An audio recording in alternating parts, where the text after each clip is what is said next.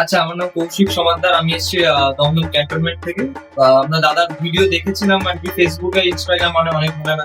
তো সেখান থেকে আমরা জানতে পেরেছি এত কম দামে এত সুন্দর ল্যাপটপ, মানে যেটা আমরা কোনোদিনও ভাবতে পারিনি যে 9,000 টাকার মধ্যে বা এত কিছু এই কম দামের মধ্যেই ইন্টেল i5, যেটা থার্ড জেনারেশন গিগাবাইট কোম্পানির যে মাদারবোর্ডটা, আর তার সাথে এই আমাদের পুরো সেট আপটা যেটা দেখতে পাচ্ছ, এটা খুবই কম প্রাইসের মধ্যে আমরা পেয়েছি।